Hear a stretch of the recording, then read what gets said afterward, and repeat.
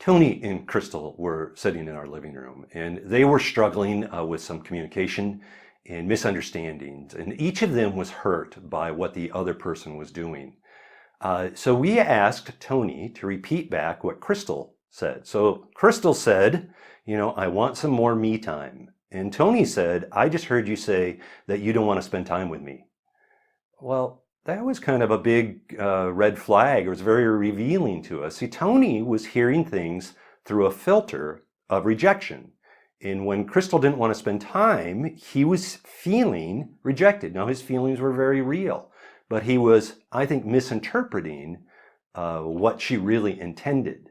And so it opened up a dialogue about a deep emotional trigger that was happening fairly frequently.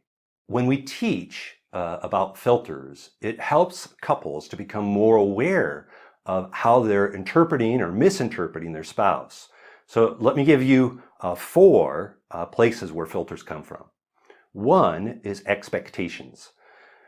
This is a big one for my wife, Michelle, and I, and we frequently have to recognize our differing expectations in any given circumstance. So for example, this would happen fairly frequently. I'd be thinking, okay, it's Saturday. What am I going to do? I need to, clean out the garage. I have other chores around the house that I want to do. And in my head, I have my expectation of the way that the day is going to go. And then Michelle would say something like, I'm going to go visit my family today. And now her family is a couple hours drive away. So in my head, what I heard is she's expecting me to change my plans and to go with her to see her family. So there's 2 different types of expectations. There was my expectation of the way the day would go and my expectation of what I think she's asking me. And so this would happen and I would get upset and say, how dare you commit me to do something like that? And I'd react very poorly. And it took us a while in our relationship just to set up expectations that just because she wanted to go to her family didn't mean I had to go along. And then she also got better at maybe planning things a little bit further ahead. But it was aligning our expectations of what were going to happen. So 2 are our values and beliefs, and these can be a number of things. There's very positive beliefs that we can have, and positive values, and negative beliefs and negative values.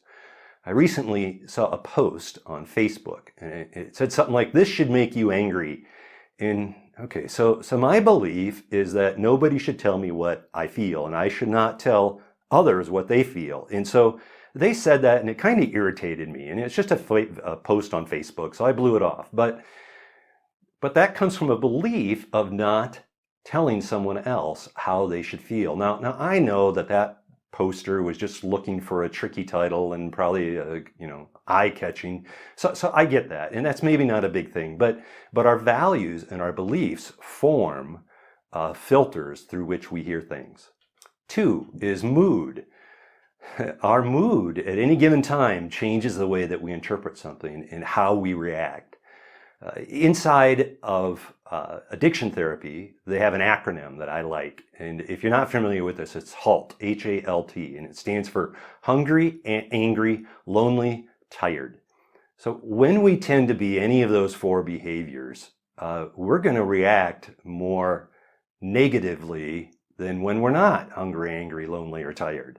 So it's being aware of your own mood and how you're reacting, because our mood impacts our filters and the way we hear things. So number 4 is past experiences, and this is a broad category. This is anything to do with our family, our backgrounds, our experiences, but when we hear something, we tend to filter it through our past experiences. So one time in our early days of being married, I just said to my wife, are you going to do the dishes tonight? Now, in my mind, I was just asking for a fact. And what I really meant to communicate is, if you're not going to do them, I'm happy to. But that's not what my wife heard. She had a filter. She heard, the kitchen's a mess. You're a rotten housekeeper. You're not what I wanted in a wife.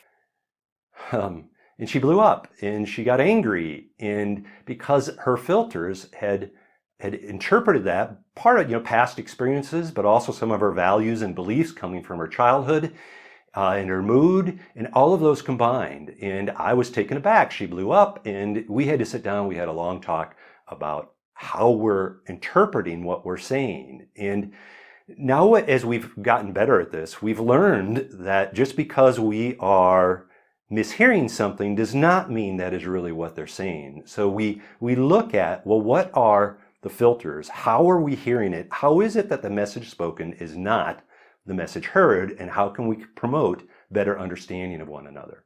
So tips for mentors. Encourage couples to validate. The very first step is the message spoken the message heard or not? And oftentimes it's not. It gets twisted around by our own filters. And so we ask them to validate one another and say, this is what I'm hearing. Is that what you said?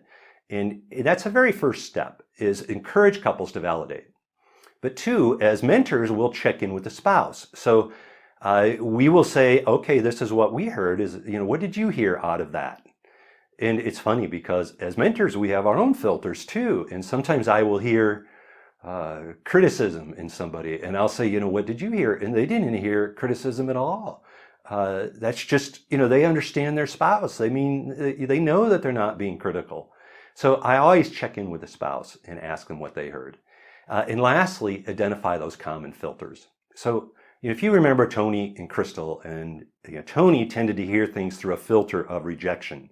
When he came to understand that and recognize that about himself, that was an emotional trigger for him, he was better able just to manage his reactions. And so he would ask, he'd say, are you saying that you're rejecting me in some way? Do you mean that? And Crystal would say no, because he knew that he often rushed to an inappropriate judgment.